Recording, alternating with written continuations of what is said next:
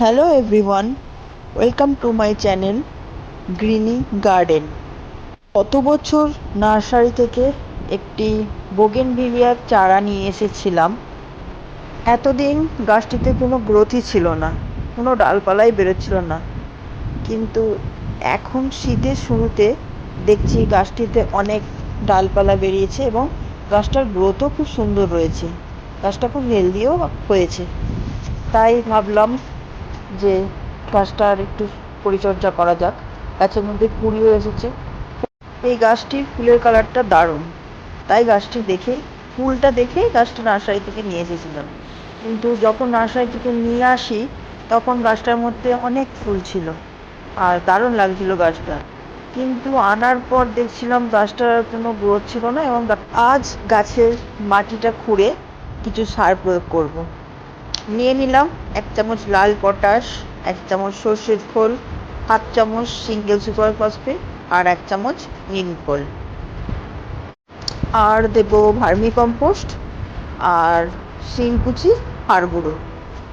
সারগুলো প্রয়োগ করার আগে গাছের মাটিটা ভালো করে খুঁড়ে নিয়েছি আর টবের ঠিক ধার বরাবর সারগুলো দিয়ে দেব। সারগুলো প্রয়োগ করার আগে সারগুলোকে ভালো করে মিক্স করে নিলাম। এবারে দিয়ে দেওয়া যাক এক এক করে সারগুলো। কুয়াশার জল পেয়ে গাছটার অবস্থা এমনই হয়েছিল, মনে হচ্ছিল না গাছটা বাঁচবে বলে।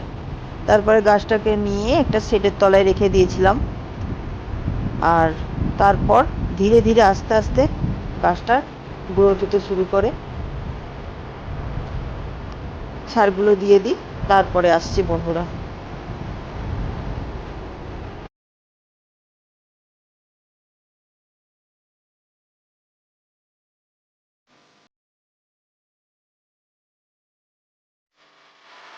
যেহেতু গাছটা পার্মানেন্ট গাছ, তাই হাড় গুঁড়ো শিংকুচি যখন দোকান থেকে নেবেন তখন একটু মোটা দানার হাড় গুঁড়ো শিংকুচি নেবেন, যাতে খাবারটা ধীরে ধীরে রিলিজ হয়, অনেক দিন ধরে মাটির মধ্যে খাবারটা থাকে।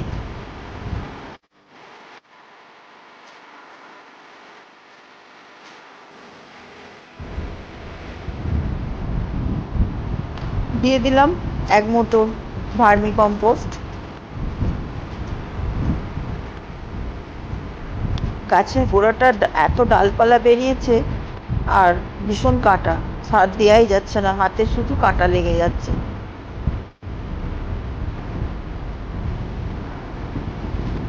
এবার দিয়ে দেব পরিমাণ মতো জল।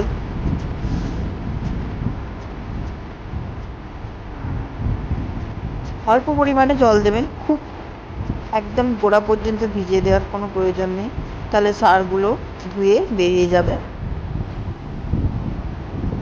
বন্ধুরা, আজ এই পর্যন্তই। আমার ভিডিও যদি আপনাদের ভালো লাগে তাহলে সাপোর্ট করবেন, লাইক করবেন, সাবস্ক্রাইব করবেন আর কমেন্ট করবেন। আজ এই পর্যন্ত, আবার দেখা হবে পরের ভিডিওতে। টাটা।